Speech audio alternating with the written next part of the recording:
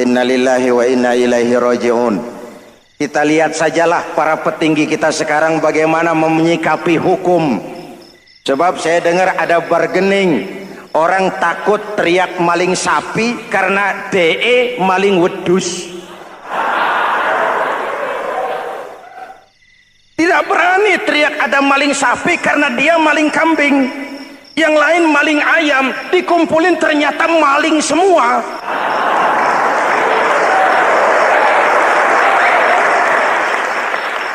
Muhammadin wa ala alihi wa sahbihi ajma'in, amma ba'du. Hadirin hadirat ma'asyiral muslimin yang saya cintai, ada sebuah cerita pendek. Seorang pengendara sepeda motor ditangkap oleh Pak polisi, lalu diperiksa. Ini motor siapa? Pinjam Pak. Helm? Pinjam. SIM? Pinjam. Kata Pak polisi, tidak boleh begini. Marah yang naik sepeda motor. Pak polisi bagaimana? Kok tidak boleh? Yang punya saja bilang boleh.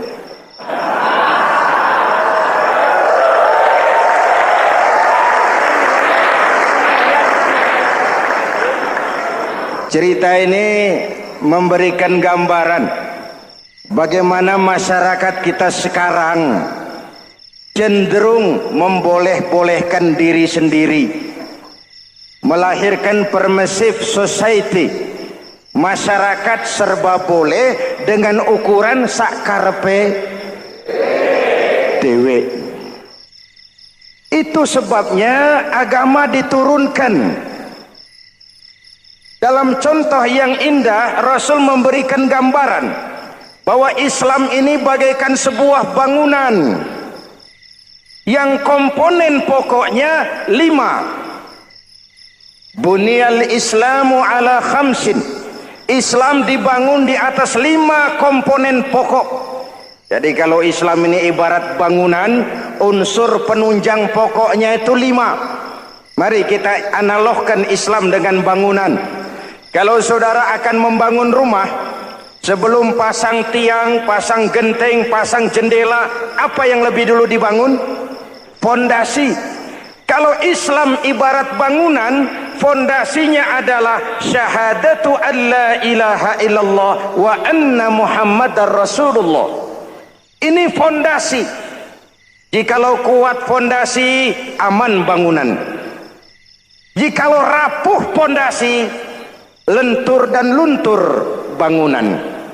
Maka kuat atau tidak kuatnya bangunan Islam kita bergantung kepada keyakinan dasar tadi, fondasi. Saya bersaksi tidak ada Tuhan selain Allah, artinya saya tidak akan menyembah kecuali hanya kepada Allah. Orang yang benar fondasinya beres sujudnya. Kalau saya yakin tidak ada Tuhan selain Allah, saya tidak akan minta rezeki kecuali hanya kepada Allah. Orang yang benar fondasinya, giat bekerjanya, jauh dari tipu menipu, jauh dari renten, jauh dari riba, jauh dari korupsi, jauh dari judi. Keyakinan memberikan warna terhadap bentuk kepribadian. Kalau saya yakin tidak ada Tuhan selain Allah, saya tidak akan pernah takut kecuali hanya kepada Allah. Saya tidak akan melarikan persoalan kecuali hanya kepada Allah. Saya tidak akan menggantungkan hidup kecuali hanya kepada Allah. Saya tidak akan minta tolong kecuali hanya kepada Allah. Meresap ke dalam jiwa. Untuk keyakinan seperti ini, orang-orang tua kita dahulu berlinang air mata, bersimbah darah, bahkan berkorban nyawa, melaksanakan hijrah untuk mempertahankan keyakinan. Ini intan paling mahal dan ini mutiara paling berharga. Zaman boleh berubah, tapi pondasi tidak boleh goyah. Masa boleh berganti, tapi pondasi jangan sampai mati. Karena iman kita hidup, Untuk iman kita berjuang, dan dalam iman kita ingin kembali menghadap Allah Subhanahu. Masih ingat cerita tentang Bilal? Masih? Mengulang kaji saja. Bilal itu budak sahaya. Ketika masuk Islam dipanggil oleh majikannya. Bilal, iya bos. Saya dengar kamu masuk Islam ya? Iya bos. Kok berani-beraninya kamu masuk Islam? Memangnya kamu budak siapa Bilal? Iya budak bos. Bos. Kamu kerja sama siapa? Sama bos. Bos. Yang gaji kamu siapa? Ya bos. Nah, kamu kan ngerti Bilal. Kamu budak saya, kamu kerja dengan saya, yang gaji kamu saya, yang beri makan saya. Kenapa? Kok beraninya masuk Islam padahal kamu belum saya kasih izin?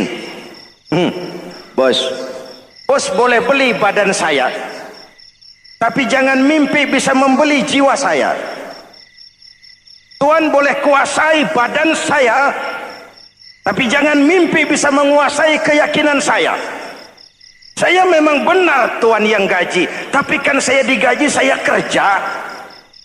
Kerja itu kewajiban saya, gaji itu hak saya. Soal keyakinan, jangan ikut campur bos. Kurang ajar kamu Bilal. Biarin. Bilal, begini saja. Kalau kau mau meninggalkan keyakinanmu, meninggalkan Allah Tuhanmu, kau akan kami merdekakan. Tapi kalau kau tetap dalam keyakinanmu, kamu akan saya siksa sampai mati. Bagaimana? Jangan mimpi, bos. Lebih baik mati berkalang tanah daripada hidup bercermin bangkai.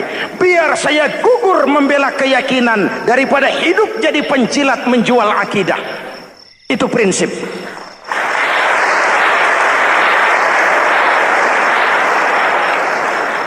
Gendeng kamu. Ayo, siksa. Tangannya diikat, dihimpit dengan batu berat, dijemur dengan terik matahari padang pasir, terkelupas kulitnya, mengalir darah dari sekujur badannya, pecah bibirnya. Ayo Bilal, tetap bertuhan Allah dan kau akan mati di sini, atau kembali ke agama lama, kau jadi merdeka. Dari bibir yang pecah itu cuma keluar Allahu Ahad. Bilal budak badannya, merdeka jiwanya, maka namanya ditulis dengan tinta emas dalam sejarah. Kita zaman sekarang merdeka badan kita, tapi sering budak mental dan jiwa kita, maka sejarah tidak pernah mau mencatat kita.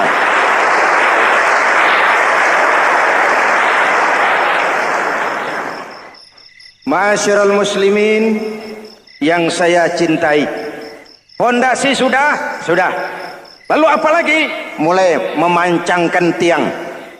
Tiangnya 5. Ada tiang namanya zuhur, asar, maghrib, subuh, isya. Tetapi agar bangunan menjadi kuat, ada tiang-tiang tambahan. Namanya rawatib dan nawafil. Rawatib itu ba'diyah atau qobliyah, nawafil itu di luar itu. Agar bangunan menjadi kuat, dibentuk pribadi lewat sholat. Apa filsafatnya? Pertama, sholat itu simbol penyerahan total kepada Allah. Kita ini sudah kontrak. Innallaha astara minal mu'minina anfusahum wa amwalahum bi anna lahumul jannah. Allah telah membeli dari orang-orang mukmin diri mereka, harta mereka, bagi mereka adalah surga. Penjual kita orang beriman, pembeli Allah, dagangannya amwal dan anfus, harganya adalah surga. Jelas? Penyerahan total itu dimulai dengan takbiratul ihram. Salli fardal isya, Allahu akbar. Arahkan mata ke tempat kita sujud. Jangan lupa kalau sudah di atas, lupa dengan yang di bawah. Sudah jadi genteng, petatang peteteng di atas. Lalu bilang, merasa capek sendiri, kata Genteng kepada Tiang, "Tiang, kamu sih enak," kata Genteng, "saya setengah mati di atas, kehujanan, kepanasan, kadang-kadang anak-anak nakal saya disambitin." Kata Tiang, "Saudara Genteng, ngomong jangan sembarangan ya. Kamu kira kamu bisa nongkrong dan nangkring di atas, itu gara-gara siapa, Genteng? Kan saya yang sokong dari bawah. Kamu jadi pejabat tinggi, jadi anggota ini, anggota itu, kami rakyat yang angkat. Jangan sudah di atas kami ditekan." Jangan agama dijadikan topeng untuk kepentingan pribadi. Berpolitik untuk kepentingan agama, ayo, tapi menjual agama untuk kepentingan politik, itu yang merusak agama.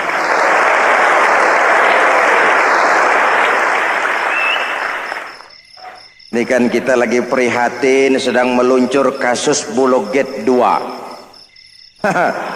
Innalillahi wa inna ilaihi raji'un. Kita lihat sajalah para petinggi kita sekarang bagaimana menyikapi hukum. Sebab saya dengar ada bargaining, orang takut teriak maling sapi karena DE maling wedus. Tidak berani teriak ada maling sapi karena dia maling kambing. Yang lain maling ayam, dikumpulin ternyata maling semua.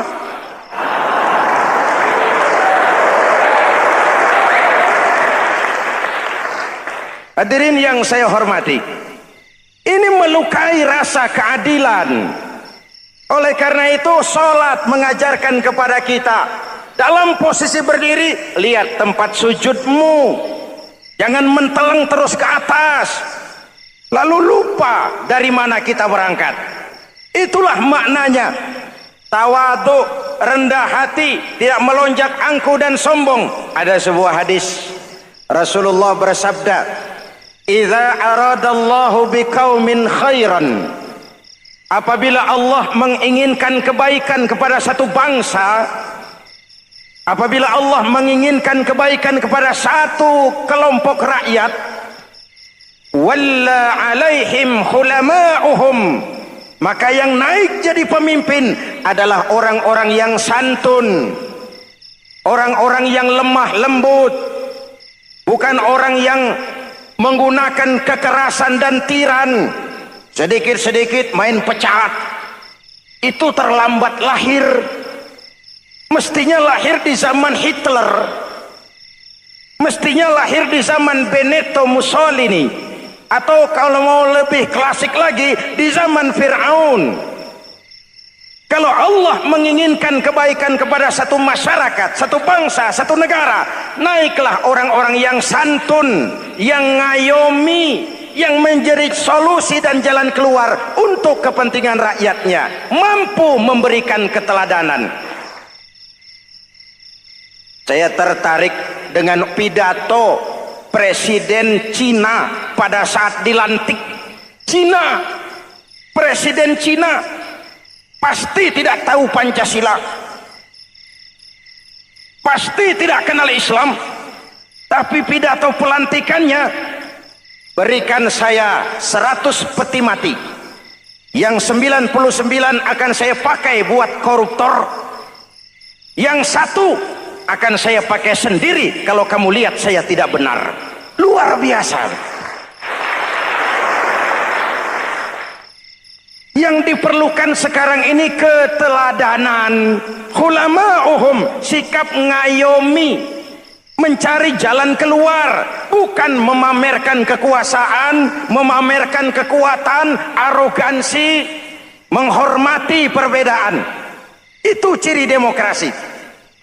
Lalu wa qada bainahum ulama'uhum, yang memutuskan hukum adalah pakarnya, ulamanya, mengambil keputusan secara profesional sehingga rakyat beroleh apa yang namanya kepastian hukum, merasa hidup terlindungi, aman dan nyaman. Lalu yang ketiga, wa ja'alal mala fi askhiyaihim, peredaran harta, pergerakan ekonomi berada di tangan orang-orang yang pemurah, yang tidak mau kaya sendiri, tidak mau senyum di atas penderitaan orang lain, menari di atas bangkai saudaranya. Hadirin yang saya hormati, ini cirinya. Tapi sebaliknya kata Nabi, wa idza aradallahu biqaumin syarran, apabila Allah menghendaki kejelekan, keburukan bagi satu bangsa, walla alaihim sufahauhum, yang naik jadi pemimpin orang-orang durjana, orang-orang kurang ajar, tapi dipoles dengan topeng yang bagus. Hei, hei, ini musim topeng. Musim apa? Topeng. Topeng itu apa perlunya? Menyembunyikan wajah asli. Sekarang ini Dracula berwajah Arjuna. Ini musim topeng. Kita rakyat harus hati-hati dan punya filter, mampu memilah dan memilih. Walla alaihim sufahauhum wa qada bainahum juhaluhum, yang memutuskan hukum, yang mengambil keputusan orang-orang bodoh. Wa ja'alal mala fi bukhalaihim, peredaran harta, peredaran ekonomi jatuh di tangan orang-orang yang bakhil, yang tidak punya konsep menciptakan kemakmuran yang merata bagi seluruh rakyat Indonesia.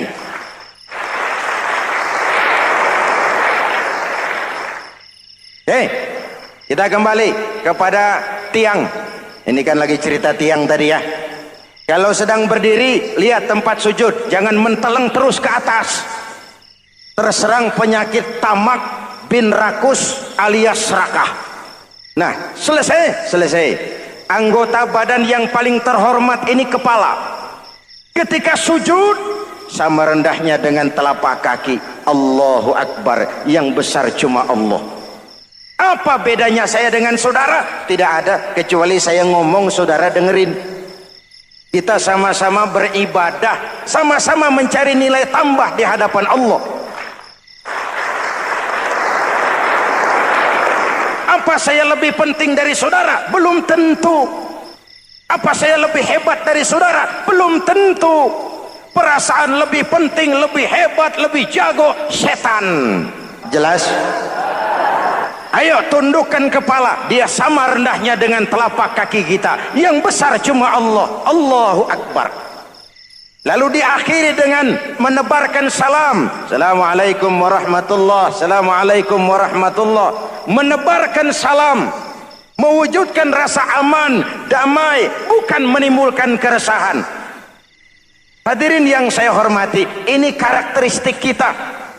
Selesai sholat, kembali ke masyarakat, ajaran salam diterjemahkan. Apa? Rasulullah sallallahu alaihi wasallam bersabda, "Ufsus salam, wasilul arham, wa at'imut ta'am, wa sallu bil laili wan nasu niyam, tadkhulul jannata bisalam." Pertama, ufsus salam, tebarkan salam. Tebarkan salam itu bukan cuma kalau ketemu orang assalamualaikum, assalamualaikum. Ya, itu zahirnya. Tetapi hidup di tengah masyarakat memberikan rasa aman, rasa damai, menjadi pengayom bagi lingkungan, menjadi rahmah bagi semesta. Dalam Islam jangankan manusia, binatang saja dilindungi kok. Betul? Betul? Coba kalau belajar istinja itu kan makruh buang air kecil di tanah yang berlubang. Kenapa? Pertama, melindungi binatang yang ada dalam lubang. Siapa tahu di lubang yang saudara kencingi ada semut sedang rapat. Membahas Buloget jilid 2. Apa dosanya lalu mati dikencingi? Ini namanya rahmatan lis semut. Binatang saja dilindungi. Ada hadis, kalau kamu menyembelih hewan, sembelilah dengan cara yang terbaik. Jangan menyembelih ayam dengan pisau tumpul. Ini ajaran apa? Ajaran tentang beri kebinatangan. Rahmatan, memberikan rahmah, salam, keselamatan dan kedamaian kepada masyarakat lingkungan. Itu misi seorang muslim.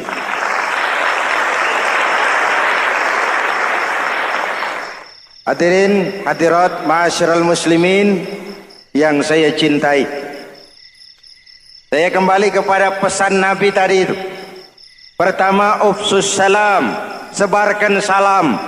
Sekarang ini kan yang banyak sebarkan isu, sebarkan fitnah, hancurkan nama baik orang, hantam orang di mana-mana. Padahal yang diajarkan ufsus salam, sebarkan perdamaian, bukan permusuhan. Cari kebenaran, bukan kemenangan. Lalu yang kedua, wasilul arham, sambungkan silaturahmi, tegakkan semangat kekeluargaan dan persaudaraan. Karena kita sudah diikat dengan tali akidah. Mari kita saling bertanya setelah lewat hari-hari yang dimana kita seperti saling berhadapan, seperti tercabut dari akar budaya kita sebagai bangsa. Semangat gotong royong, semangat kekeluargaan makin lentur dan luntur, dan perlu kita angkat kembali ke permukaan. Silul arham, sambungkan semangat silaturahmi. Wa at'imut ta'am, berikan makan orang-orang yang kelaparan, mempunyai kepekaan dan kepedulian. Jangan menari di atas penderitaan orang, jangan tersenyum di atas isak tangis tetangga. At'imut ta'am, mempunyai kepedulian yang tinggi. Wa sallu bil laili wan nasu niyam, bangunlah di keheningan malam ketika orang sedang tidur.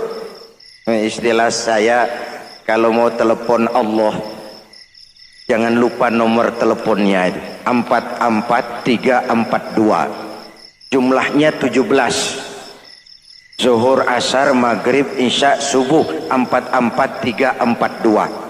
Jangan ragu-ragu, kalau angka cukup telepon sambung, kalau angka kurang hati-hati salah sambung. Pak, mau sambung yang lebih cepat bagaimana? Bisa, selain nomor itu coba pakai sambungan langsung jarak jauh, namanya SLJJ. Kapan? Tengah malam. Kenapa tengah malam? Lebih murah. Lebih murah.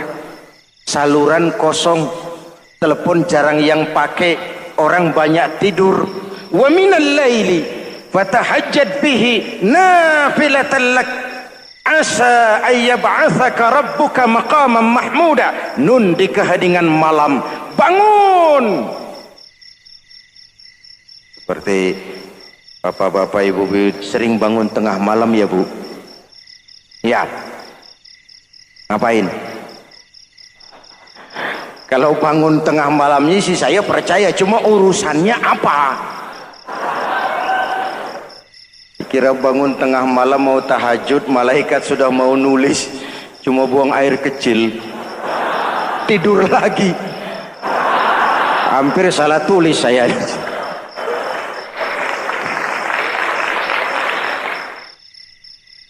Baik, fondasi sudah Pak, tiang siap.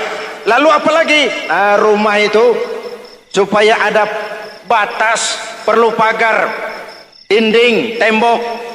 Yang jadi batas, dinding, tembok, puasa. Asyamu junnatun, puasa adalah dinding, benteng yang menyelamatkan manusia jangan sampai menyentuh wilayah lain. Ada batas-batas dan norma yang diindahkan. Selesai, tembok, dinding, selesai. Pagar, selesai. Lah rumah itu supaya bersih, kan harus ada kamar mandi, jendela, pintu, yang fungsinya membersihkan zakat. Kalau dia zakatul mal, dia bersihkan harta kita. Kalau dia zakatul fitrah, dia bersihkan jiwa kita. Kalau dia zakatul tijarah, dia bersihkan bisnis kita. Kalau dia zakatul ma'adin, dia bersihkan barang tambang kita.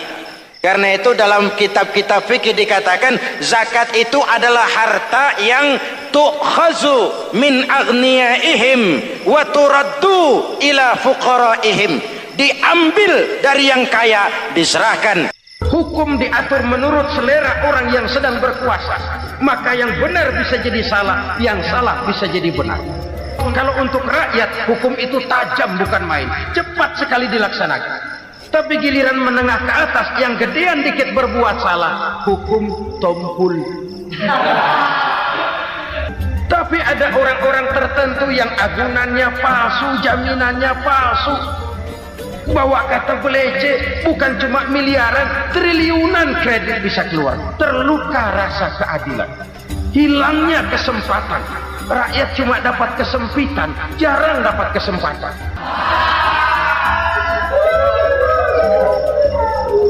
Penjara-penjara berdasi kepala botak yang menguras uang rakyat habis-habisan, enak saja melenggang dalam kehidupan ini. Makin terluka rasa keadilan rakyat. Wa ma hakamu bighairi ma anzalallah illa fasha fihimul faqru. Kalau hukum yang diterapkan sudah menyimpang dari keadilan yang diajarkan Allah, bertebaranlah kemiskinan di mana-mana. Assalamualaikum warahmatullahi wabarakatuh.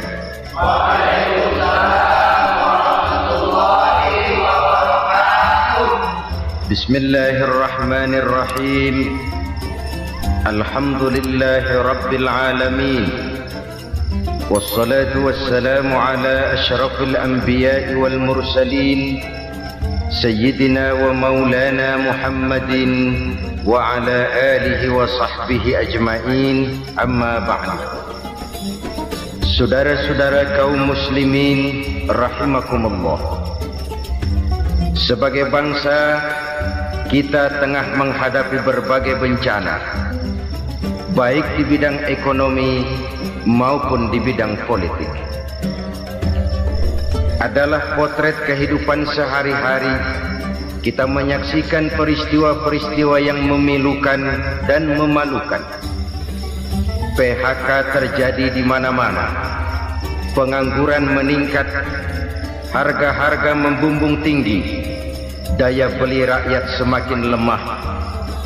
Sementara di bidang politik, kejadian-kejadian memberikan indikasi bahwa persatuan dan kesatuan kita sebagai bangsa dewasa ini tengah berada dalam ujian yang berat.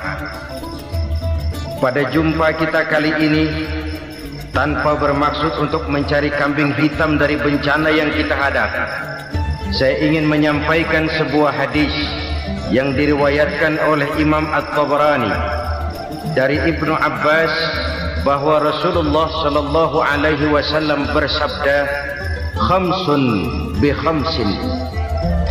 Ada 5 perkara yang dapat menimbulkan 5 macam bencana. Mari kita renungi hadis ini satu demi satu sebagai bahan introspeksi buat kita semua dalam menghadapi bencana yang tengah berlaku sekarang ini. Yang pertama, ma naqasa qaumul ahda illa sullita alaihim aduwwuhum.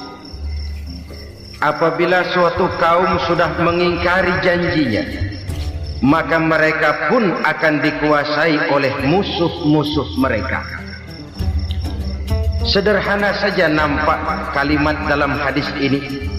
Apabila orang sudah mengingkari janji, mereka akan dikuasai oleh musuh-musuh mereka sendiri.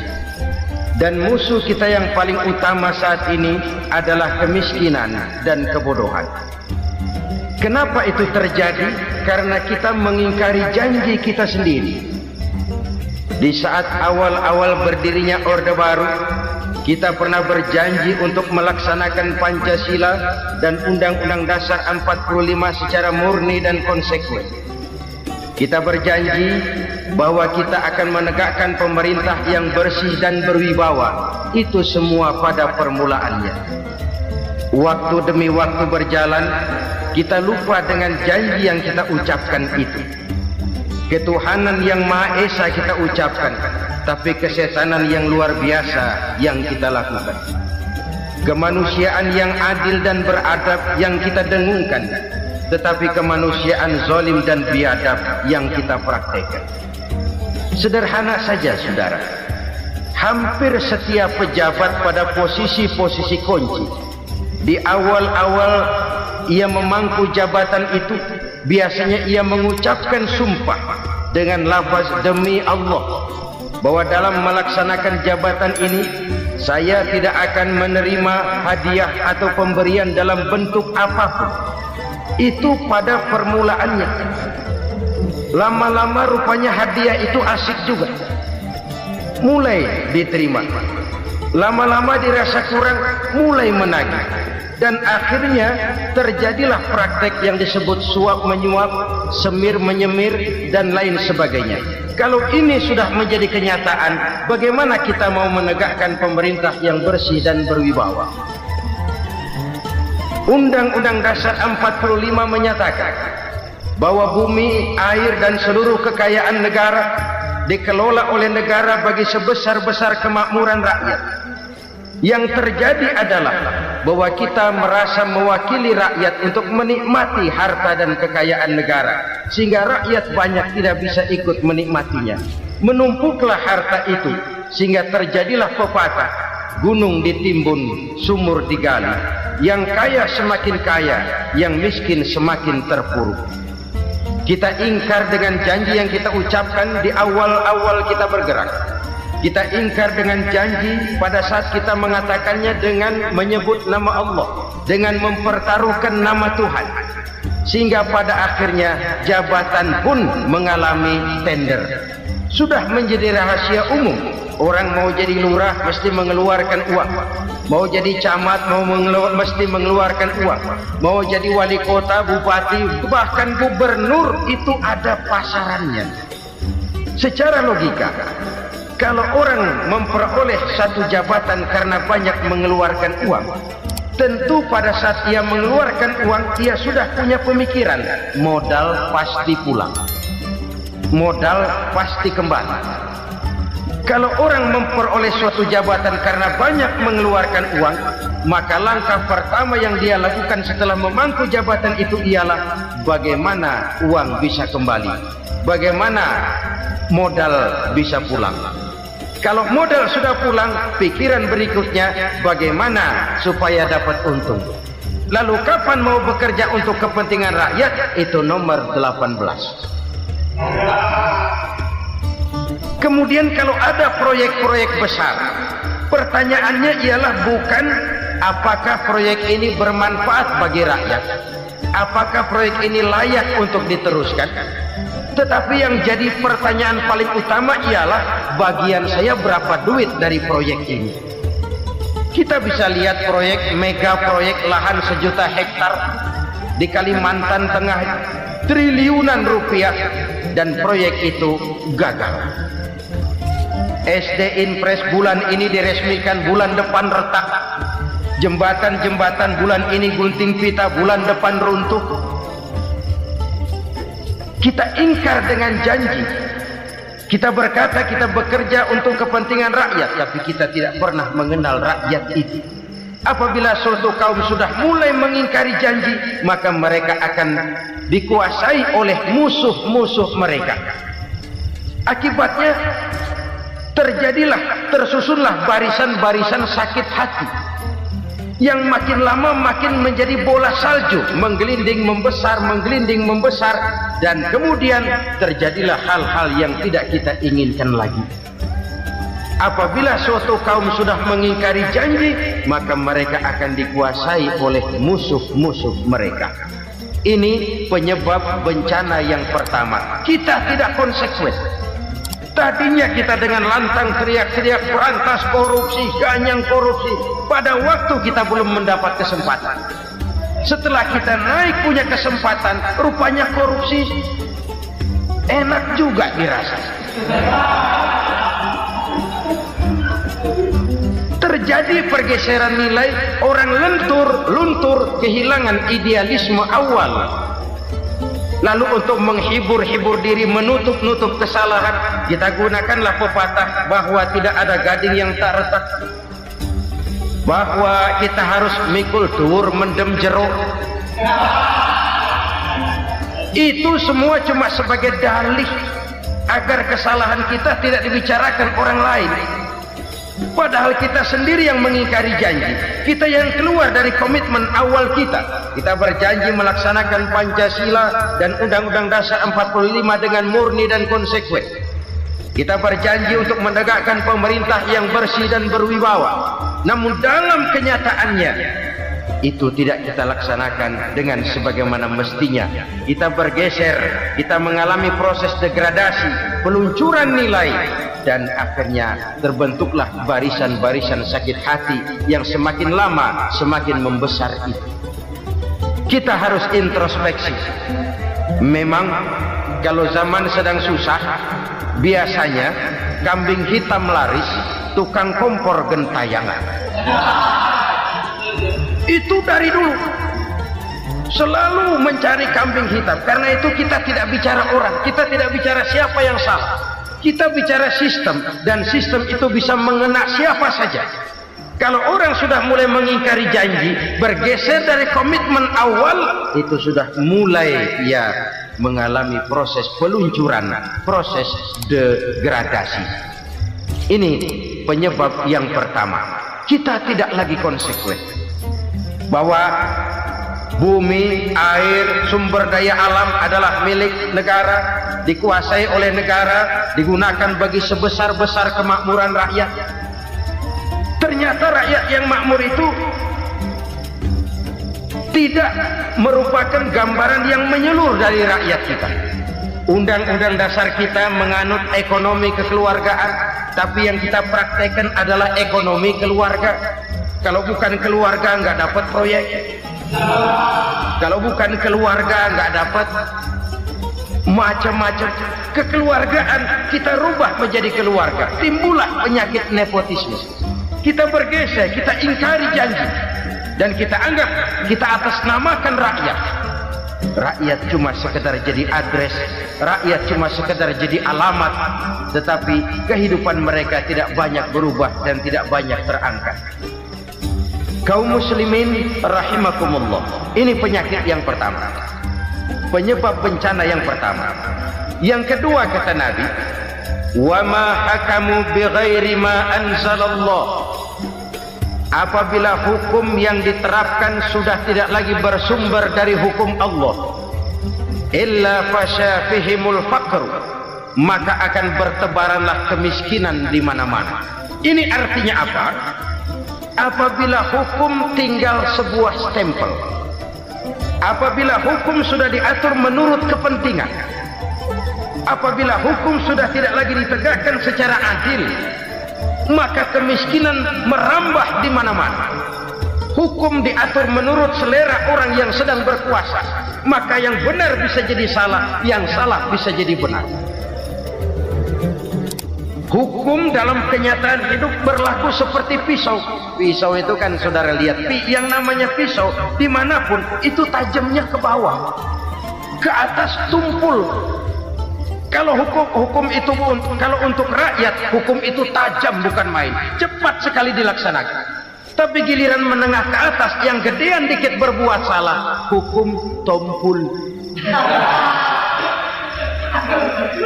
Hukum pura-pura tidak dengar, akibatnya terluka rasa keadilan rakyat. Satu kasus rakyat diam, dua kasus rakyat diam, tiga kasus rakyat diam, kasus terakumulasi di hati rakyat, luka rasa keadilan, dan itu menjadi sumber bencana. Penjarahan kita tidak setuju itu, tapi kita harus melihat kausalnya. Itu kan tidak berdiri sendiri, itu kan karena terlukanya rasa keadilan rakyat melihat kesempatan ini tidak merata. Kalau rakyat ini yang ngajukan kredit ke bank, walaupun jumlahnya cuma jutaan, ratusan ribu, susahnya 17 setan. Tapi ada orang-orang tertentu yang agunannya palsu, jaminannya palsu, bawa kata belece, bukan cuma miliaran, triliunan kredit bisa keluar. Terluka rasa keadilan. hilangnya kesempatan. Rakyat cuma dapat kesempitan, jarang dapat kesempatan. Dari lukanya rasa keadilan ini, memang ya entah lipstik, entah basa-basi, dibentuklah tim ini, dibentuklah badan pengawas ini, dibentuklah tim ini. Kalau membentur tahu, hancur tahu. Tapi kalau tim yang dibentuk membentur karang, bukan karangnya yang hancur biasanya, timnya yang bubar. Kenapa? Yang dibentur batu karang yang sangat keras. Kita main-main dengan hukum, kita tidak konsekuen dengan hukum. Luka rasa keadilan dan itu terakumulasi. Edi Tamsil, rakyat tahu, terakumulasi, menguap begitu saja. Kasus-kasus lain rakyat tahu, menguap begitu saja. Ketidakadilan terakumulasi, mengendap di hati rakyat, menunggu ledakan. Pada saat sumbu meledak, rakyat tidak bisa dibendung lagi. Oke, kita tidak setuju dengan penjarahan, tapi jangan melihat itu sebagai peristiwa yang berdiri sendiri. Kenapa itu terjadi? Kausalnya kenapa? Oke, kita tidak setuju memang, tapi yang dijarah oleh rakyat kan memang cuma untuk perut. Yang dijarahkan beras, yang dijarahkan televisi, yang dijarahkan kulkas yang masih bisa dihitung, yang memang real untuk kebutuhan rakyat. Penjara-penjara berdasi kepala botak yang menguras uang rakyat habis-habisan, enak saja melenggang dalam kehidupan ini. Makin terluka rasa keadilan rakyat. Apabila hukum yang diterapkan sudah menyimpang dari keadilan yang diajarkan Allah, fasyafihimul fakru, bertebaranlah kemiskinan. Aneh, memalukan, memilukan. Sebuah negara agraris yang katanya pulaunya hijau royo-royo, gemari palau jenawi toto tentem kertora harjo, yang tahun 93 pernah mendapat penghargaan dari FAO, Badan Pangan Sedunia, sebagai negara yang berhasil dalam swasembada pangan. Sekarang ini kita terpaksa betul beli beras dari Vietnam, beli beras ke Kamboja, beli kedelai dari Kamboja. Kenapa? Lahan sawah kita habis ditanami pabrik. Teknologi kita, teknologi loncatan yang non-applied, tidak terpakai oleh kita. Lantas lahan yang tidak bisa kita tanami, kita paksakan lahan-lahan gambut menjadi tanah pertanian yang subur dengan biaya triliunan, dan kita gagal. Kita cari jarum dan kapak hilang. Kita mau jadi negara industri dengan loncatan teknologi yang maju, kita lupakan pola pijak kita sebagai negara agraris, dan akhirnya kita kecolongan. Lihatlah dewasa ini, rakyat kita antri sembako di mana-mana. Di sebuah negara agraris, ketidakadilan melahirkan kemiskinan, kemiskinan moral dan kemiskinan material. Kemiskinan moral, rakyat nggak percaya lagi sama pejabat. Rakyat mengalami krisis figur. Orang ala lu ngomong dah main ember.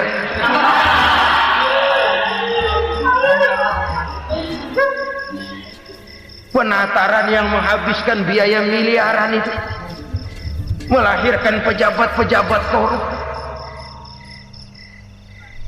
Pengawasan yang menghabiskan biaya miliaran itu ternyata impoten, mandul. Kemiskinan moral. Jujur saya berkata, saudara-saudara, setelah pintu reformasi dibuka, itu yang masuk memang macam-macam. Ada yang memang punya tujuan murni, konsekuen dan punya konsep. Ada yang nunggu di tikungan, begitu mobil lewat nyamber pintu, berangkat ikut reformasi. Ada yang memanfaatkan momentum, mumpung untuk nyampein unek-unek, ngerti nggak, pokoknya ngomong. Sehingga keadaan semakin rancu, kebingungan semakin menjadi-jadi, masalah yang paling urgen tidak terselesaikan. Sekarang ini orang berpikir mendingan jadi pala ular daripada jadi buntut macan. Buntut macan memang hebat macan, tapi kalau buntutnya cuma ugel-ugel di belakang buat apa? Mendingan jadi pala ular kecil juga nyaplok. Artinya ya biar kecil juga kalau punya partai kan gagah. Lalu rame-rame bikin partai kayak bikin arisan. Orang makin mengalami dislokasi. Semua mau jadi pahlawan, semua mau nomor satu, semua ngomong. Iya kalau bidangnya, kalau bukan makin rancu. Marilah lewat kesempatan ini saya mengajak kita untuk tahu diri. Biarkan politisi ngomong politik, biarkan ekonom menata ekonomi, biarkan praktisi bicara soal hukum, biarkan rakyat munajat, istighfar, mohon pertolongan Allah. Tahu diri kita. Kalau memang ayam, kukuruyuk aja dah. Kalau memang kucing, ayo ngeong. Kalau kambing, silahkan ngembe. Udah tahu ayam, ngeong bunyinya. Suaranya palas, orang nggak ngerti, bingung, makin menjadi-jadi. Ibarat kesebelasan sepak bola bangsa kita sekarang ini, rame-rame mau bikin gol, kiper ikut nyerang sekarang. Memilukan dan bahkan memalukan. Wa ma hakamu bighairi ma anzalallah illa fasha fihimul fakru. Kalau hukum yang diterapkan sudah menyimpang dari keadilan yang diajarkan Allah, bertebaranlah kemiskinan di mana-mana. Coba sekarang ini, yang punya duit bingung, apalagi yang kagak punya duit. Yang pengusaha gede ngeluh, apalagi yang pengusaha pas-pasan. Yang kagak punya beras, yang punya beras saja masih bingung, apalagi yang nggak punya beras. Ini sudah demikian merata. Dulu kita kagum mendengar konglomerat kelas wadah, kelas-kelas yang seakan-akan cuma ada dalam khayalan mereka, punya kekayaan miliaran dolar, triliunan. Sudahlah, seolah-olah nggak terjangkau sama kita. Weh, ternyata yang gede-gede itu juga gede utangnya.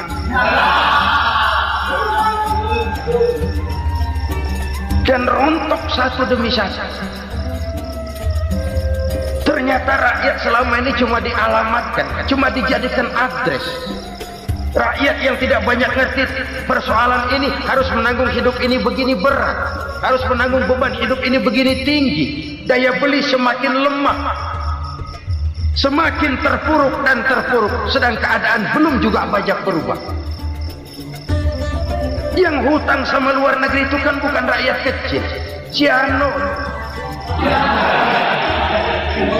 Yang banyak nyimpen dolar juga kan Ciano. Rakyat kecil bocah kampung mah jangankan nyimpen dolar, ngelihat juga tumben. Kemana kita mesti bercermin?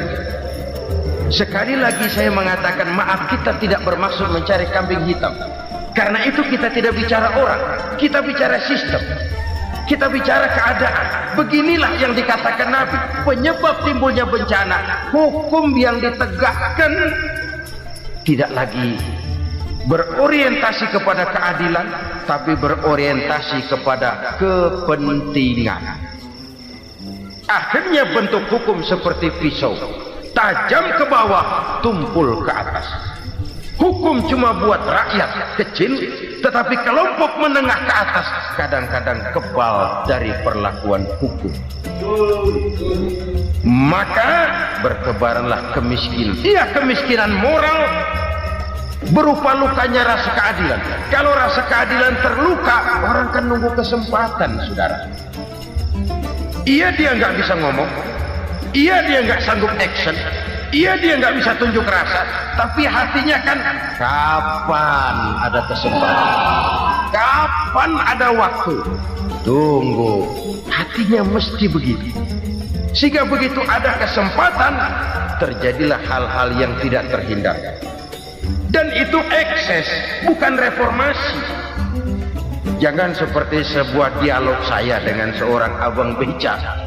Saya bertanya, bang, ya, abang tahu nggak reformasi? Tahu. Ustaz, apa? Pembakaran. Terus penjarahan, lalu perkosaan.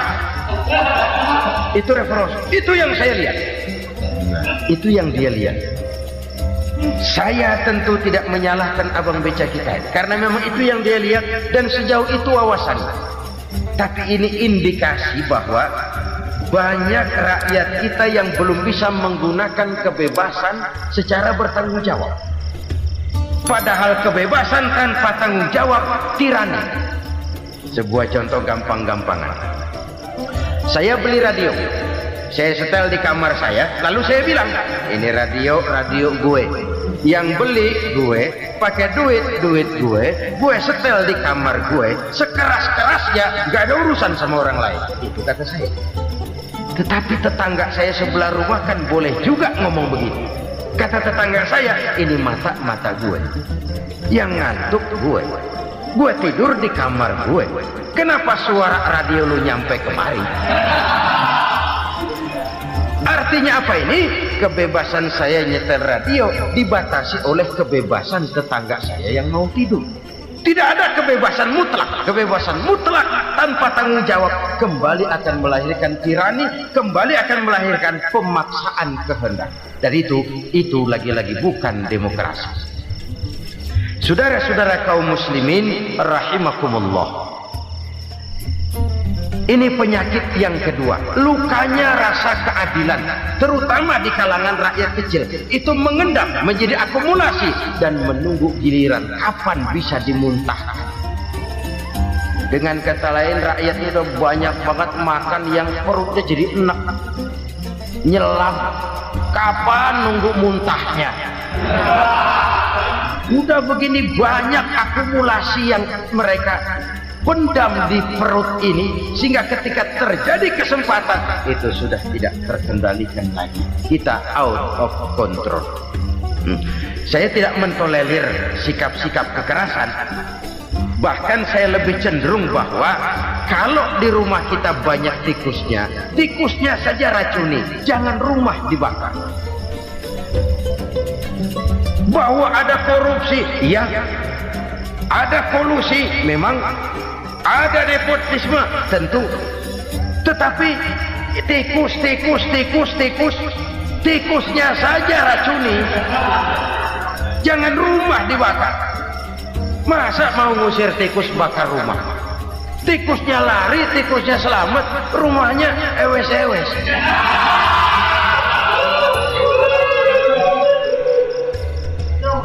Tikus selamat, rumah nggak punya, masalah nggak terselesaikan dengan sebagaimana yang kita harapkan. Kita sepakat ini negara hukum, dan di hadapan hukum semua manusia itu sama. Itu prinsip yang diajarkan Allah. Al-musawat bainan nas fi takalifil ahkam. Semua manusia sama dalam berhadapan dengan hukum Allah Subhanahu wa ta'ala. Kalau hukum sudah pandang bulu, itu jelas yang enak yang banyak bulunya. Siapa yang banyak bulunya? Monyet. Kalau hukum pandang bulu, monyet keenakan. Saudara-saudara kaum muslimin rahimakumullah, introspeksi. Mari kita bercermin bagaimana perjalanan hukum selama ini. Kalau introspeksi ini kita temukan, lalu ada upaya untuk memperbaiki diri. Jangan menggunakan tak ada gading yang tak retak, mikul duwur mendem jero untuk menutup-nutupi kesalahan orang. Padahal kesalahan itu sedemikian besar. Padahal rakyat kita tiap hari antri sembako. Ada yang sehari sekali makan, ada yang makan sudah bercampur tiwul, ada yang nasi sudah dicampur pisang, balik jadi orok lagi. Macam-macam upaya rakyat untuk menangsal perut ini. Lalu rakyat ditenang-tenangkan, lebih baik puasa Senin Kemis sambil menghadapi krisis ekonomi. Kenapa rakyat yang disuruh puasa? Kenapa bukan pejabatnya yang puasa lebih dulu untuk kemakmuran rakyat? Kalau rakyat yang memang perutnya udah gepeng disuruh puasa, makin krempeng perut. Artinya pejabat harus punya sense of politik. Ya, tidak, puasa itu kan tidak cuma Senin Kemis saja. Puasa itu puasa perasaan, puasa menghargai perasaan yang sedang kondisi yang sedang dihadapi oleh rakyat. Bagaimana rakyat yang tengah antri sembako melihat pejabatnya lewat dengan mobil yang harganya sampai 1 miliar. Oh, inilah pemimpin saya. Luka lagi rasa keadilannya. Kita tidak tenggang rasa. Puasa dalam artian itu pun akan menolong menegakkan semangat kebersamaan, membentuk semangat kebersamaan. Saudara-saudara kaum muslimin rahimakumullah, penyebab bencana yang ketiga dikatakan oleh baginda Nabi, wala dhaharat fihimul fahishatu illa fasha fihimul maut. Apabila kekejian telah merajalela, maka maut bertebaran di mana-mana. Kita renungi butir kalimat dalam hadis ini. Apabila kekejian telah merajalela, maut bertebaran di mana-mana. Begitu murah arti sebuah kehidupan. Penjarahan untuk hal-hal yang kecil tapi sampai mengorbankan nyawa. Apabila kekejian sudah terjadi di mana-mana, maut pun bertebaran. Maut dalam arti berpisah ruh dengan jasad, tapi juga maut dalam arti orang bisa mati karirnya, orang bisa mati usahanya, orang bisa mati kesempatannya karena perbuatan-perbuatan keji yang selama ini tidak terbendung. Lahirlah teori mafia. Siapa yang kuat, dia yang berkuasa. Siapa yang lemah, dia menjadi mangsa. Proyek-proyek besar yang menang tender itu ya dari itu ke itu saja. Yang pengusaha-pengusaha tidak punya koneksi, tidak bisa bayar komisi, dapat proyek tetelan. Ada dagingnya dikit, namanya juga tetelan. Dagingnya sudah habis disantap oleh meja. Sekian puluh meja dilalui, sekian puluh amplop dikeluarkan. Sehingga yang akhirnya ya tinggal tetelan itu tadi. Maka kualitas pekerjaan pun sudah bukan lagi jadi masalah.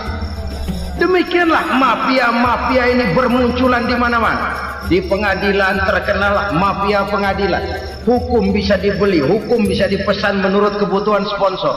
Mafia peradilan, mafia politik, mafia ekonomi, bahkan mafia agama yang menggunakan agama sebagai kedok, menggunakan agama sebagai dalih, menggunakan agama sebagai topeng untuk melancarkan maksud-maksud politiknya pun tidak tertutup kemungkinan. Apabila kekejian telah merajalela, maut bertebaran di mana-mana. Korupsi, kolusi, nepotisme itu bagian dari kekejian. Kita selama ini kalau mendengar maksiat, itu yang terbayang cuma judi, mabuk, zina. Ya itu maksiat. Tapi korupsi, kolusi, nepotisme itu juga maksiat dalam bentuk lain. Kalau ini sudah bertebaran, maka maut terjadi di mana-mana. Jangan bayangkan cuma mati orangnya, itu sih kewajiban. Yang menyakitkan itu orangnya masih hidup tapi dibikin mati, karirnya mati. Kenapa? Karena yang diperlukan bukan cuma orang pinter tapi orang taat. Biar pinter, kalau nggak taat minggir. Biar bodoh, kalau taat bisa nyenangin atasan, bisa nyemur. Kumaha juragan wae ayo nama. Itu yang kadang-kadang dapat penghargaan. Tidak ada prestasi kerja kecuali bikin senang orang di atas. Kita lihat di desa-desa jalan rusak. Kalau ada berita pejabat anak mau turun, jalan rata sekali. Sampai tanah dari mana aja dikeruk buat ngeratain tuh jalan. Pejabat pulang legok lagi jalanan. Katanya kita kerja buat rakyat, nyatanya kita cuma melayani atas. Kenapa? Terjadi lingkaran setan. Seperti kata lagu Dul Sumbang itu, mahasiswa takut sama dosen, dosen takut sama dekan, dekan takut sama rektor, rektor takut sama menteri, menteri takut sama presiden, presiden takut sama mahasiswa. Lah muter balik lagi, lingkaran setan, lingkaran setan. Saudara-saudara kaum muslimin rahimakumullah, kekejian yang merajalela, praktek-praktek mafia yang tertuang dalam kehidupan sehari-hari menyebabkan orang mati karirnya, jasad masih hidup, karir mati, itu menyakitkan. Mati bisnisnya. Rakyat kecil pernah senang ketika cengkeh booming, harganya bagus, rakyat banyak yang pergi haji. Lalu mau ditata, lahir tata niaga cengkeh, malah amburadul.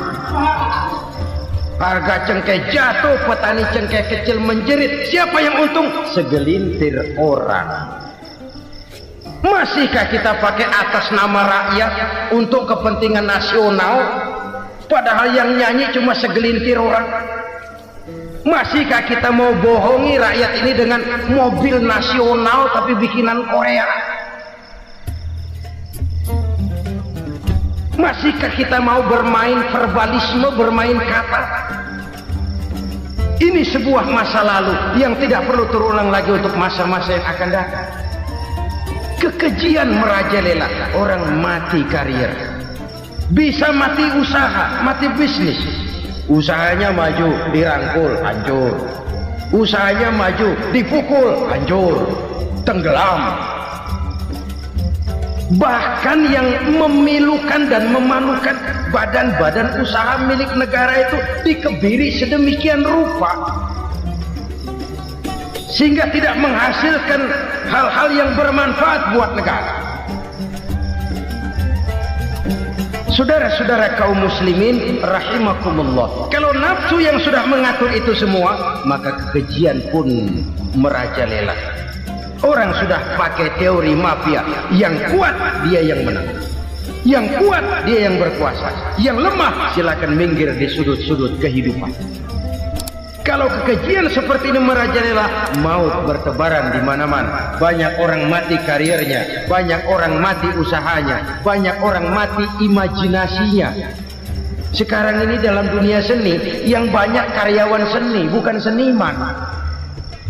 Seniman itu kan dilahirkan, lain seniman, lain karyawan seni. Sekarang yang banyak karyawan seni, bukan seniman.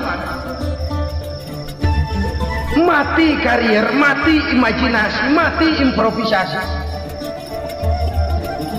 sehingga kehidupan persis sinetron. Sinetron itu yang kita lihat rumah mewah, yang kita lihat rumah bagus. Gak pernah kita lihat di sinetron kita ini rakyat antri sembako. Kita dijejali hal-hal yang indah, yang wah, yang membuat kita tenggelam dalam gaya hidup instan, tenggelam dalam gaya hidup wah. Kita lupa dengan realitas keseharian di tengah-tengah masyarakat kita. Lahirlah kelompok-kelompok selebritis, dibesarkan oleh berbagai media. Selebritis, film aja masuk koran, film.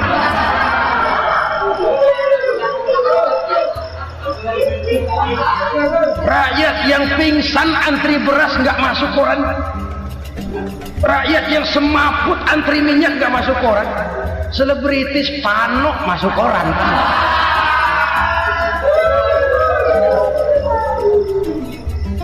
Kita besarkan hal-hal kecil, kita kecilkan hal-hal besar. Kenapa? Kita mengejar oplah, kita profit oriented, tidak lagi berorientasi kepada realitas hidup yang kita hadapi ini. Kalau kekejian sudah merajalela, kata Nabi, maka maut bertebaran di mana-mana. Maut dalam artian maut, coba lihat sekarang begitu murah nyawanya. Karena 1000 perak orang mau nusuk bunuh. Karena beras seliter orang khilaf. Begitu murah kehidupan.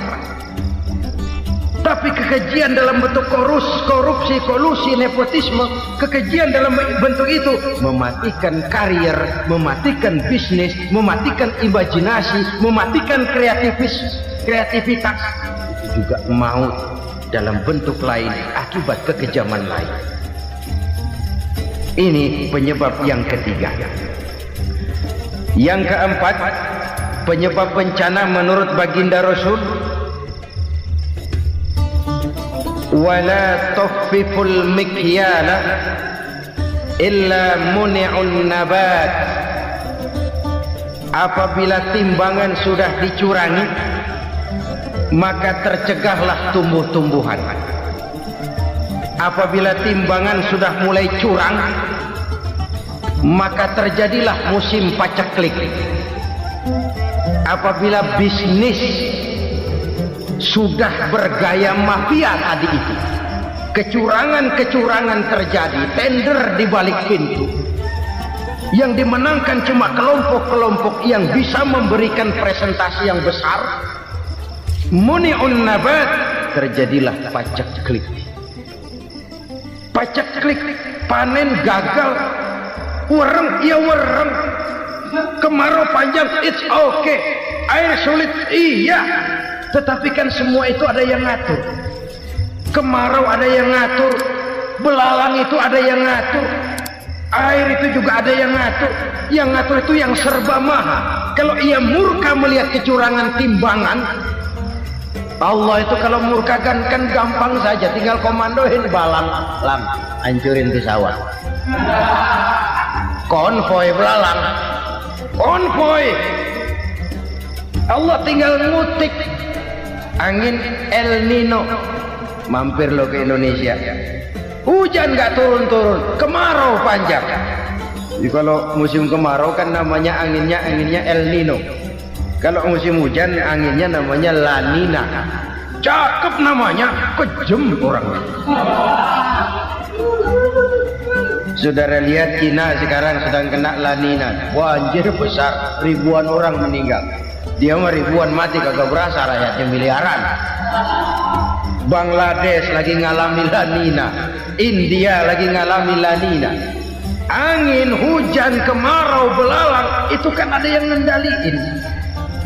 Kuncinya bukan di belalangnya, kuncinya bukan di peredaran matahari berputar, kuncinya di atas yang mengatur semua. Kalau timbangan sudah mulai curang, pengusaha sudah nggak mau jujur, apa enggak bikin perut jadi mual. Begitu rakyat antri sembako pingsan nggak dapat beras, sementara beras ditumpuk-tumpuk sampai membusuk. Kemana hati nuraninya? Kemana akal pikirannya? Kemana mereka yang berbuat atas nama rakyat tapi melihat rakyat susah tidak tergerak hatinya? Saudara-saudara kaum muslimin rahimakumullah, sekian dulu jumpa kita kali ini. Mudah-mudahan yang saya sampaikan dari hadis riwayat Imam Tabrani ini menjadi bahan introspeksi buat kita semua. Tidak akan seorang muslim jatuh 2 kali di tempat yang sama. Semua merupakan pelajaran untuk kita jadikan introspeksi guna menata hari esok yang lebih baik daripada hari ini. Reformasi harus terus berlanjut, tidak bisa dan tidak perlu dikendalikan, tapi harus tetap dengan landasan akhlakul karimah sesuai dengan budaya kita sebagai bangsa. Terima kasih atas perhatian saudara, mohon maaf atas segala kekurangan. Jumpa lagi lain kesempatan insyaallah. Dunia ini penuh dengan berbagai macam kesibukan. Sejak dari petani yang turun ke ladang, pedagang yang berangkat ke pasar, pelajar yang menuju sekolah, sampai kepada pegawai yang berangkat ke kantor, seluruhnya tidak lain untuk mencari sesuatu yang bernama bahagia. Setiap orang menginginkan kebahagiaan, dan tidak seorang pun menginginkan kesengsaraan dalam kehidupan ini. Namun nyatanya tidak setiap orang yang ingin bahagia mengetahui jalan yang harus ditempuhnya untuk sampai kepada kebahagiaan itu. Maka pada kesempatan pertemuan kali ini saya ingin menyampaikan sebuah hadis dari junjungan kita baginda Nabi besar Muhammad sallallahu alaihi wasallam yang termuat dalam kitab Mukhtarul Ahadits An-Nabawiyah, di mana beliau bersabda, arba'un min sa'adatil mar'i. Ada 4 perkara yang merupakan tanda dari orang bahagia. Saya mau tanya, di antara saudara-saudara yang hadir di sini, apa ada yang kepengen jadi orang sengsara? Ya. Seluruhnya tentu ingin mendapatkan kebahagiaan.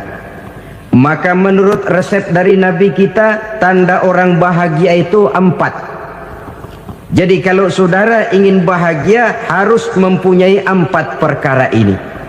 Yang pertama, orang bahagia itu kata Nabi, darun wasi'un, punya rumah biar bagus asal gede, enak ngaturnya, daripada sudah punya rumah kecil adanya di pinggir kali, gubuk, kalau hujan bocor miring lagi, kiamat. Loh, kalau gitu Islam materialis dong. Hadis ini boleh diartikan dengan makna hakiki, arti yang sebenarnya. Boleh diartikan dengan makna majazi, arti kiasan. Kalau dia diartikan dengan arti kias, maka yang dimaksud darun wasi'un ay qalbun wasi'un, rumah yang luas tidak lain daripada hati yang lapang. Karena di situ kunci kebahagiaan yang sebenarnya. Walaupun kita cuma tinggal di petak berukuran 2 kali 3 meter, kalau hati kita luas rasanya rumah itu. Tapi biar rumah kita halamannya saja puluhan ribu hektar, ada kolam renangnya, kamar tidurnya tidak lagi terhitung, kalau hati yang menempati rumah itu sempit, maka akan terasa sempit jugalah rumah itu.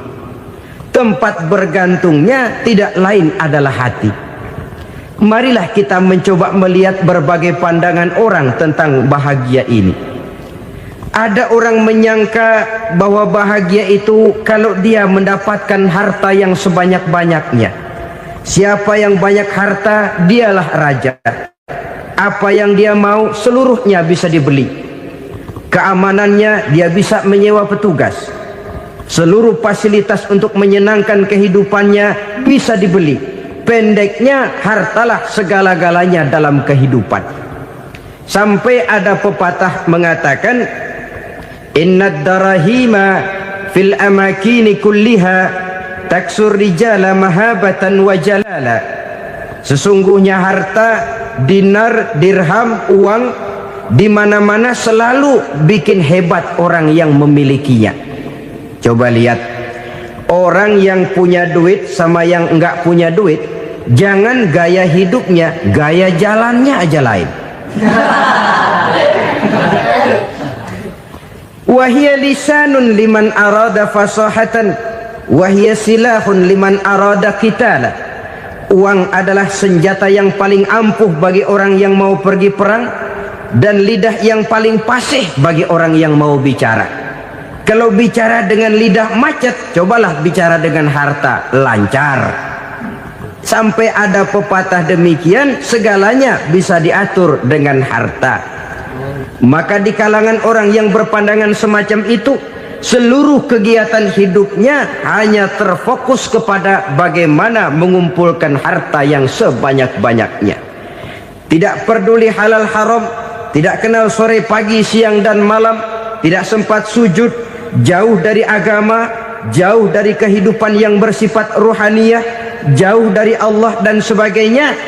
Sampai dalam Al-Quran dikelompokkan dalam kelompok yang dinamakan lumazah. Allazi jama'a malahu wa addadah yahsabu anna malahu akhladah. Mereka mengumpul-ngumpulkan harta sebanyak-banyaknya dan menyangka bahwa harta yang banyak itu dapat mengekalkan hidupnya, mengekalkan kekayaannya, mengekalkan kebahagiaannya. Saudara hadirin yang berbahagia, kalau pandangan hidup ini benar, artinya kalau harta memang merupakan satu-satunya hal yang dapat membuat orang bahagia, tentu di rumah mewah tidak akan pernah ada tangis derita. Tentu di satu tempat di mana fasilitas hidup serba menunjang tidak ada yang namanya penderitaan. Tapi suka dan duka, sedih dan gembira, senyum dan tawa adalah milik setiap orang, baik dia punya harta maupun dia tidak punya harta. Nyatalah bahwa harta semata-mata bukan merupakan jaminan bahwa orang akan bahagia, walaupun tanpa harta orang sulit untuk bahagia. Saya mau cerita, ada orang super kaya, namanya Aristotle Onesimus, raja tanker Yunani. Dia punya kapal tanker saja konon sampai 11 banyaknya. Punya perusahaan penerbangan yang disebut Olympic Airlines. Punya hotel di berbagai kota besar di dunia ini, sejak dari New York, London, Paris, Rome dan sebagainya. Bahkan punya pulau yang dia namakan Pulau Scorpio. Ini kan namanya sudah kaya nggak tanggung-tanggung, punya pulau. Nah, dia punya 2 orang anak, yang satu laki-laki namanya Alexander, yang satu perempuan namanya Maria Onesimus. Seluruh harapannya tertumpah kepada anak lakinya Alexander ini, yang akan meneruskan usahanya, meneruskan kekayaannya, meneruskan dinastinya. Apa yang terjadi? Ternyata anak yang dia harapkan yang bernama Alexander ini mati muda dalam kecelakaan pada waktu dia olahraga. Apa olahraganya? Namanya olahraga anak orang kaya, golongan jet set. Olahraganya olahraga pesawat terbang. Jatuh, ya nggak kapungut, habis mati. Tinggal satu anak perempuannya, Maria Onesimus. Tapi anak perempuan ini juga malah urakan. Terakhir dia pacaran, bahkan kemudian kawin sama orang Rusia. Rupanya Aristotle Onesimus ini broken. Kekayaannya yang berlimpah ruah, perusahaannya yang begitu banyak, siapa yang akan meneruskan? Siapa yang akan menggantikan? Sampai kemudian dia mengurung diri di Pulau Scorpio dan mati di sana secara mengenaskan. Seorang multi jutawan, seorang yang super kaya, mati menyendiri di pulau sepi. Ibarat kata pepatah, anak ayam mati di lumbung. Bukan kekurangan makanan, keurugan makanan. Begitu kehidupan Aristotle Onesimus. Dan banyak orang-orang yang sudah demikian kaya sampai dibingungkan oleh kekayaannya sendiri. Telusurilah kehidupan David Rockefeller misalnya, Henry Ford misalnya, Adnan Khashoggi misalnya. Multi jutawan yang kadang-kadang dibuat keder oleh kekayaannya sendiri. Pantas ketika Imam Ali ditawarkan orang, "Ya Ali, kalau kepadamu disuruh pilih ilmu atau harta, kau pilih mana?" Ya jelas pilih ilmu dong. Kenapa? Pertama, ilmu kalau kita berikan kepada orang lain tambah. Tapi harta kalau kita berikan kepada orang lain kurang. Saudara punya uang 10.000, dibagi orang 5.000, jelas uang saudara berkurang.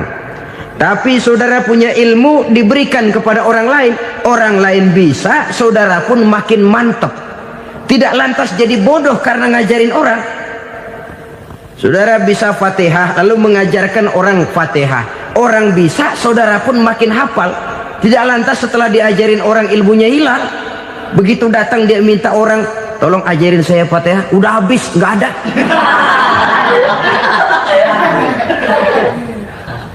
Yang kedua kata Imam Ali, ilmu menjaga kita.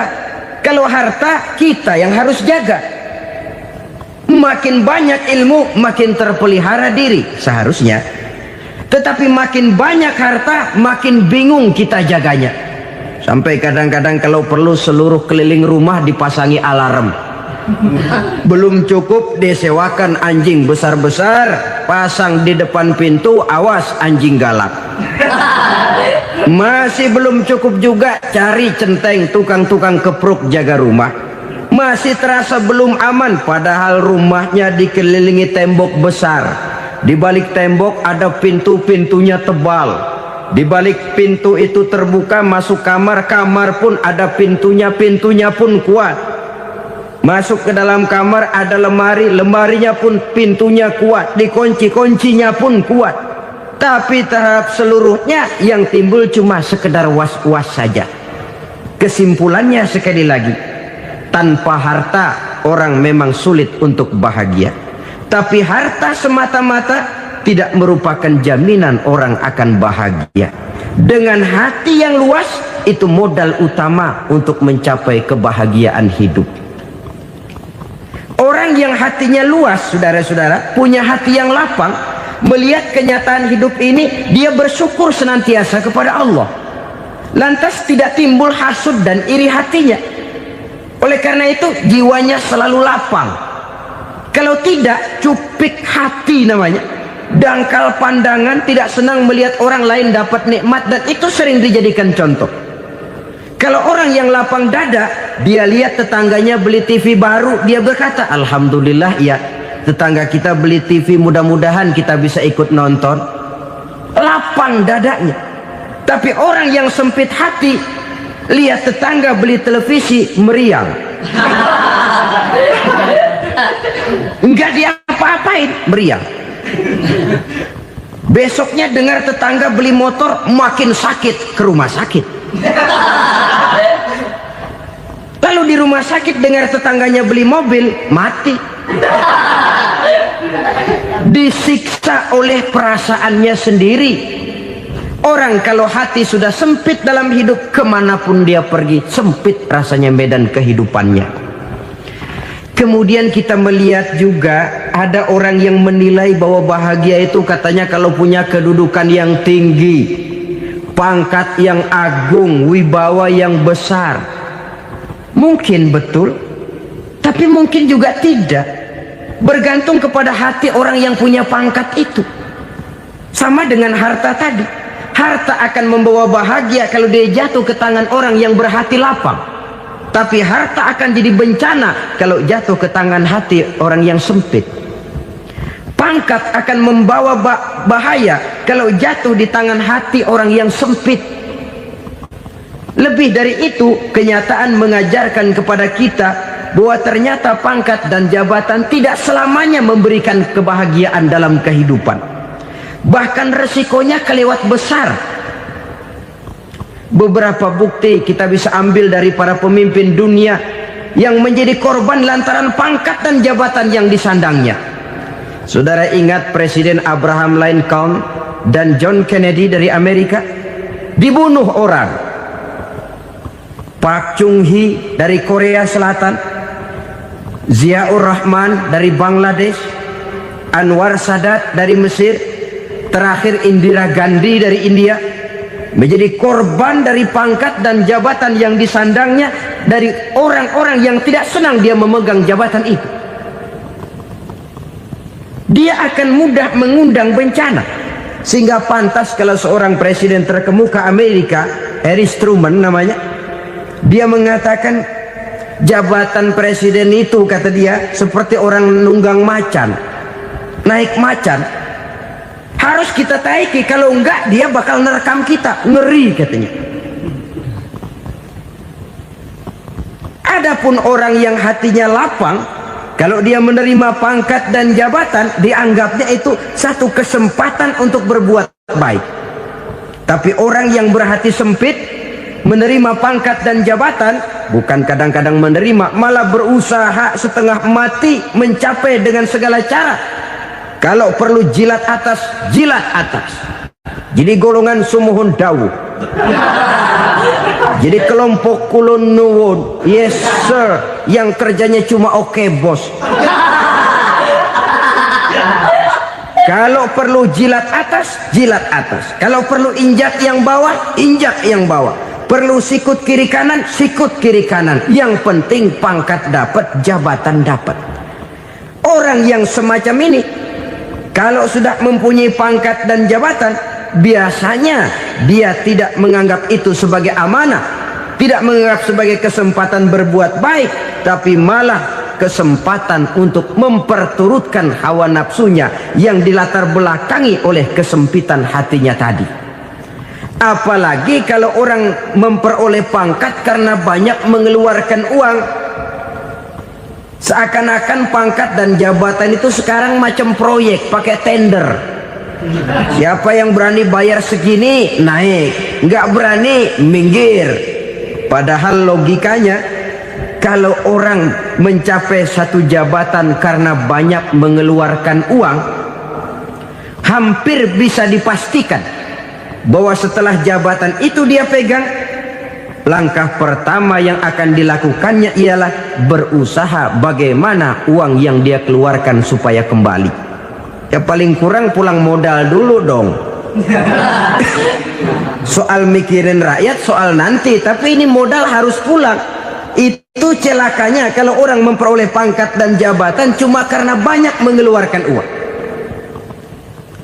Jarang orang yang mempunyai keyakinan dan pandangan bahwa pangkat dan jabatan merupakan amanah. Jadi sekali lagi, pangkat dan jabatan mungkin saja membawa kebahagiaan kalau jatuh ke tangan orang yang berhati lapang. Tapi bisa jadi bencana kalau dia jatuh ke tangan orang yang mempunyai hati yang sempit. Dan lagi-lagi stresnya hati yang lapang.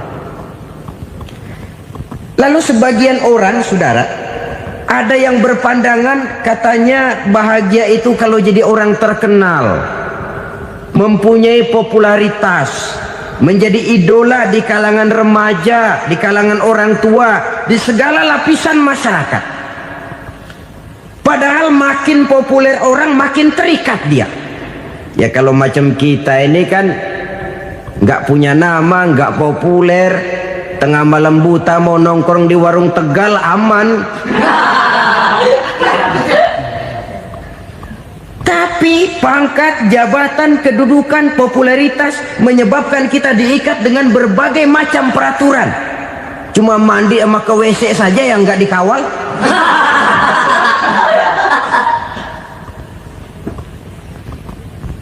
Benarkah popularitas, ketenaran membawa kebahagiaan? Mungkin ya, tapi mungkin juga tidak. Kenapa? Banyak orang-orang populer yang mengakhiri hidupnya secara tragis. Kita ambil beberapa nama. Di Amerika tahun 60-an ada bintang seksi paling terkenal yang dijuluki seks bom, bom seks. Sampai sekarang jadi legenda, namanya Marilyn Monroe. Singkatan doublenya itu inisialnya MM, Marilyn Monroe. Terkenal top sampai dia mati tahun 62, namanya sekarang masih saja dibicarakan orang. Kenapa dia bunuh diri? Tidak punya hartakah dia? Banyak. Kurang populerkah dia? Seluruh dunia mengenalnya. Sejak rakyat kecil sampai pejabat tinggi dia punya hubungan. Kenapa? Jenuh. Dia terlahir dalam keadaan yatim. Setelah itu tidak lama dia berangkat remaja, ibunya meninggal. Pindah dari wanita asuh ke wanita asuh sampai 12 orang ibu angkatnya. Dan kekecewaan yang paling parah, setiap laki-laki yang dekat dengannya hanya seperti kapal berlabuh. Datang dan pergi silih berganti, padahal dia merindukan seseorang yang bisa melindungi hidupnya. Dia rindukan itu dan dia tidak pernah menemukan. Itu yang akhirnya menyebabkan dia minum pil tidur kelewat dosis, minum obat tidur kebanyakan, ya tidur terus sampai sekarang.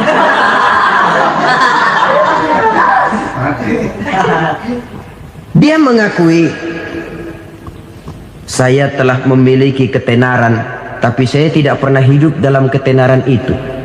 Saya pandai main sandiwara, tapi saya ingin hidup dalam alam yang real sebagaimana umumnya orang.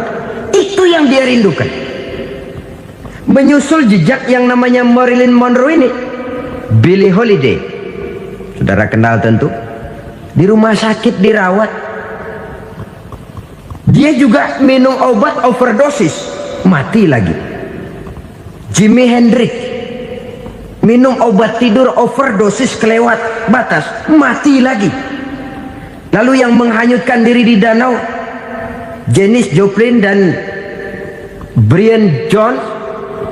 Ini orang-orang populer, orang-orang terkemuka yang mengakhiri hidup secara tragis, bukan karena tidak terkenal, mungkin karena sudah saking terkenalnya. Contoh paling belakangan, Bruce Lee. Wah, ini tukang-tukang kepruk tentu kenal siapa dia. Sampai sekarang pun tabir kematiannya masih merupakan misteri. Dan yang masih hidup juga menunjukkan gejala yang aneh. Michael Jackson, rumahnya di Beverly Hills itu dijaga sedemikian rupa, dan dia selalu curiga kepada setiap makanan harus steril, bersih dari segala macam kimia. Kemana dia pergi, itu tukang-tukang kepruk sudah selalu menjaga dan mengawal, dan dia seakan takut menunjukkan mukanya yang asli. Hingga kalau tampil ke tengah di luar show, dia kadang memakai pakaian yang tidak menunjukkan dia yang sebenarnya, takut dikenali orang. Ternyata popularitas sering jadi momok yang meracuni kehidupan manusia. Oleh karena itu, benarlah junjungan kita pada saat beliau mengajarkan orang akan bahagia kalau dia mempunyai hati yang lapang. Nah, sekarang masalahnya untuk mendapatkan hati yang lapang, caranya bagaimana? Kita kembali kepada konsep Quran. Allah mengajarkan, ala inna bidzikrillahi tatmainnul qulub. Ketahuilah bahwa dengan banyak mengingat Allah, hati akan tenang, jiwa akan lapang. Dengan kata lain, dekat dengan agama, merasakan kehadiran Allah dekat dalam hidup. Itu muara pertama untuk mencapai hati yang lapang. Ala inna bizikrillahi tatmainnul qulub. Jangan macam orang sekarang ingin mendapatkan ketenangan lalu tapak di puncak gunung, di gua-gua, di tempat sepi. Iyalah kalau nggak ada ular. Kalau tergigit ular berbisa, ketenangan belum, mati jelas itu. Islam positif untuk mendapatkan ketenangan. Ala inna bizikrillahi tatmainnul qulubi. Bahwa ketahuilah bahwa dengan banyak mengingat Allah, hati akan tenang, jiwa akan lapang, nuansa pikiran akan luas. Karena yang namanya bahagia ada dimanapun manusia berada. Di kampung ada bahagia, di kota ada bahagia, di ngarai, di lembah, di gunung, di hutan, di lautan, di angkasa luar, dimanapun bahagia itu ada kalau kita bermodalkan hati yang lapang ini. Dan hati akan lapang kalau kita dekat dengan agama. Dekat dengan harta buat sementara hati mungkin tenang, tapi ketenangan yang relatif dan temporer. Apalagi orang tiap kali tambah harta, tiap kali tambah rencana, itu wajar. Mungkin sebelumnya saudara berpikir, kalau punya duit 5.000 enak nih. Begitu punya duit 5.000, aduh sayang kalau 10.000 aja. Tiap kali tambah harta, tiap kali lain rencana. Makin banyak rencana, makin menjauhkan kita dari yang namanya ketenangan. Padahal ketenangan merupakan unsur utama untuk mencapai bahagia. Dan ketenangan itu bermuara dalam hati manusia. Tengoklah kehidupan ini. Orang yang banyak harta dengan orang miskin, berbedakah rasa sakit yang mereka tanggungkan? Rasanya tidak.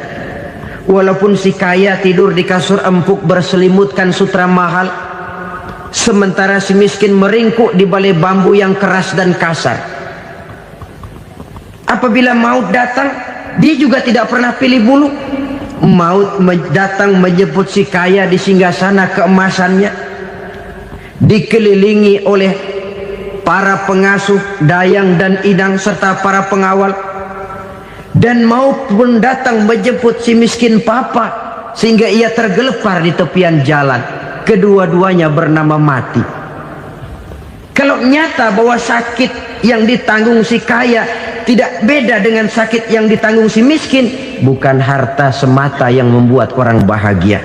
Hati yang tenang, jiwa yang lapang penuh kedamaian karena banyak berzikir dan mengingat Allah, itu merupakan modal utama untuk mencapai sesuatu yang bernama bahagia.